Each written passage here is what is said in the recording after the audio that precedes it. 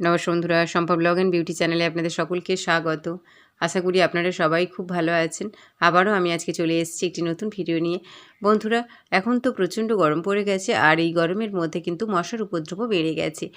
এই মশাগুলো কিন্তু বাচ্চা বড় কাউকেই রেহাই দেয় না। তাই বন্ধুরা, আমরা তো মশাগুলোর হাত থেকে বাঁচার জন্য বাইরে থেকে বিভিন্ন রকম কেমিক্যাল স্প্রে কিনে নিয়ে আসি, যেটা আমাদের স্বাস্থ্যের জন্য ভীষণ ক্ষতিকর।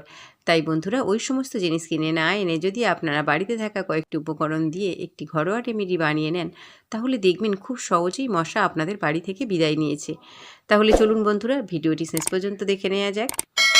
এখানে আমি একটি পাত্র নিয়েছি, যে পাত্রটি আমার কোনো কাজেই লাগে না, এরকম একটি পাত্র নিতে হবে। এবার আমি নিয়ে নিচ্ছি 1 চামচ লবণ। যে লবণ আমরা রান্নার কাজে ব্যবহার করে থাকি, সেই লবণ আমি এখানে 1 চামচ নিয়ে নিচ্ছি। এবার আমি নিয়ে নেব প্লেন জল। আমি হাফ গ্লাস মতো প্লেন জল এখানে নিয়ে নিলাম। এবার আমি চামচের সাহায্যে একটু নেড়ে চেড়ে নুনটা জলের সাথে ভালো করে মিশিয়ে দিচ্ছি। আমি এখানে এবার নিয়ে নেব ন্যাপথলিন। বন্ধুরা, এখানে আমি এই যে ন্যাপথলিনটা দেখাচ্ছি না, এই ন্যাপথলিন কিন্তু পোকামাকড় তাড়াতে ভীষণভাবে সাহায্য করে। আমি বেঙ্গল কেমিক্যালের একটা ন্যাপথলিন নিয়ে নেব, নিয়ে এটাকে ভালো করে গুঁড়ো করে নেব। এখানে আমি একটি হামানদিস্তার মধ্যে ন্যাপথলিনটা ভালো করে গুঁড়ো করে নিয়েছি। এবার এই ন্যাপথলিনের গুঁড়োটা আমি এখন জলের মিশ্রণের মধ্যে দিয়ে দেব। একটা ন্যাপথলিন আপনারা এইভাবে গুঁড়ো করে নেবেন। বন্ধুরা, এই কাজটা আপনারা সিলে কিংবা অন্য ভারী কিছু দিয়েও করে নিতে পারেন। আমি ন্যাপথলিনের গুঁড়োটা ভালো করে জলের সাথে মিশিয়ে দিলাম। এইভাবে ভালো করে মিশিয়ে নেওয়ার পর আমি এখানে দিয়ে দেব কর্পূর। বন্ধুরা, যে কর্পূর আমরা পুজোর কাজে ব্যবহার করে থাকি, সেই কর্পূর আমি এখানে ইউজ করছি। একটা কর্পূর নিয়ে নিলাম, নিয়ে কর্পূরটাকেও ভালো করে গুঁড়ো করে নেব। এইভাবে একটু ভালো করে গুঁড়ো করে নেওয়ার পর এটাকে আমি জলের মধ্যে ভালো করে মিশিয়ে দেব। বন্ধুরা, এই কর্পূরও কিন্তু পোকামাকড় তাড়াতে ভীষণভাবে সাহায্য করে।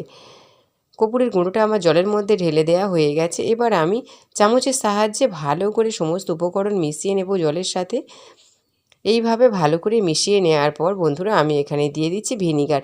যে ভিনিগার আমরা বিভিন্ন রকম খাবার দাবার বানানোর কাজে ব্যবহার করে থাকি, সেই ভিনিগার আপনারা এখানে ইউজ করতে পারেন। ভিনিগারটা দেওয়ার পর আমি চামচের সাহায্যে ভালো করে নেড়ে চেড়ে নিচ্ছি।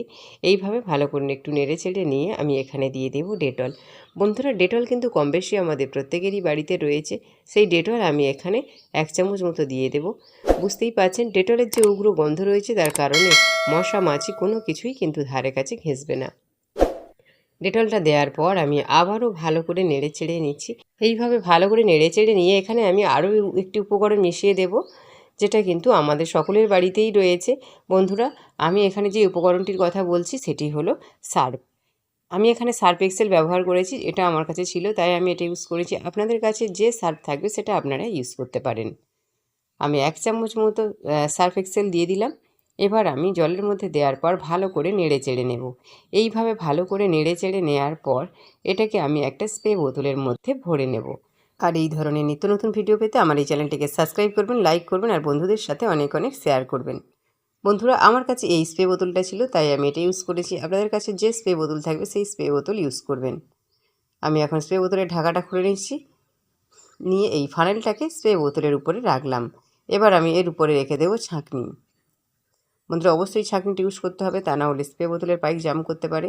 তাই আমি মিশ্রণটাকে আবারও ভালো করে মিশিয়ে নিলাম, নিয়ে এবার আমি স্প্রে বোতলের মধ্যে ভরে নেব। আমার স্প্রে বোতলের মধ্যে ভরে নেওয়া হয়ে গেছে। এবার যে সমস্ত জায়গায় মশার উপদ্রব খুব বেশি হয়, সেই সমস্ত জায়গায় আমি ভালো করে স্প্রে করে দেব। স্প্রে বোতলের ঢাকাটা আমি লাগিয়ে দিচ্ছি। বন্ধুরা, অবশ্যই আপনারা এই মিশ্রণটি স্প্রে বোতলে ইউজ করার চেষ্টা করবেন, তাহলে যেখানে সেখানে যখন তখন এটাকে ভালো করে স্প্রে করে দিতে পারবেন।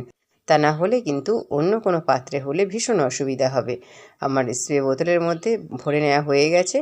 এবার আমি এটাকে ভালো করে স্প্রে করে দেবো। এই যে জানলা দেখতে পাচ্ছেন, এই জানলা দিয়ে মশা কিন্তু আমাদের ঘরের মধ্যে চলে আসে, তাই আমি এখানে ভালো করে স্প্রে করে দিচ্ছি। এছাড়াও আমি আরও এক জায়গায় চলে এসেছি, এখানেও মশার উপদ্রব খুব বেশি হয়, তাই আমি এখানেও ভালো করে স্প্রে করে দিচ্ছি। ভিডিওটি ভালো লাগলে অবশ্যই একটা লাইক করে দেবেন।